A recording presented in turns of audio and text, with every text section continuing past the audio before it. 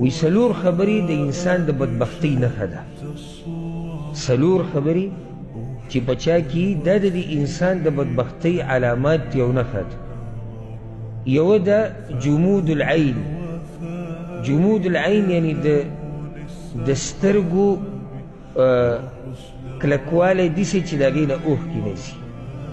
نو جمود العین دا د بدبختۍ نښه ده، او په موږ کې څومره دی چې د هغوی د سترګو نه اوښکې ډېر وخوشونه دي تېرې. دویمه دا خبره وقسوة القلب، او د زړه سخوالی. او دریمه طول الامل، اوږده امیدونه، سبا و بل سبا، سبا و بل سبا، کال بعد، 2 کاله بعد، 10 کاله بعد. او څلورمه ذکر کړې ده الحرص علی الدنیا، د دنیا ډېر هیرس کول. چې دا څلور نښې په چا کي که نه دا د بدبختۍ علامات دي. څلور نښې کومې ذکر شو؟ سترګو نه اوښکې نه تلل، سخت زړه، اوږده امیدونه، هیرس د دنیا. دا څلور خبرې چې په چا کي که نه نو دا د ده د بدبختۍ نښې دي. ګوره څو پیرې ما ورته ویلي سبا به توبه وباسو، ما ورته دا خبره کړې څو پیرې په دې خبره کې چې زه به سبا توبه وباسم ورب الکعبه کلونه پکې تېر شو، ما ورته لا صحیح توبه نه ده ویستې. کلونه پکې تېر شو، کلونه. د اوسه پورې هغه انسان هغه چې وایي زه به سبا توبه وباسم هغه اوس هم په ګناهونو کې دی. چې وایي زه به سبا توبه وباسم چې کله سبا راشي که نه هغه سبا هم د نن په شی دی. سبا به زه دینداري شروع کوم، سبا هم د نن په شی دی. سبا به زه الله ته واپس کېږم، سبا هم د نن په شی دی. او دا حقیقت دی. موږ په خپله څو پیرې ویلي سبا نه به زه دا کار شروع کوم، سبا نه به زه دا کار شروع کوم. په هغې کې کلونه تېر شو، موږ بیا هم په زوړ حال باندې. یعنې عجیبه سبا دی زموږ دا چې دا راځي ده، دا هغه امیدونه دي.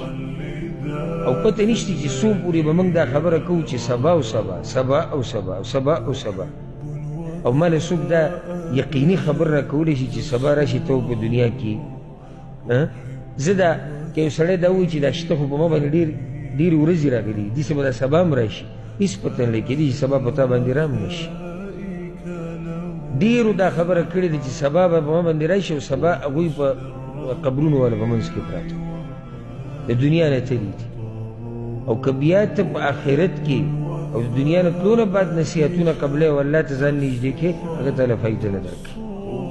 الله رب العزت د قیامت په باره کې دا خبره په سورة الفجر کې کړې ده چې په هغه ورځ به انسان نصیحت ډېر ښه قبلوي.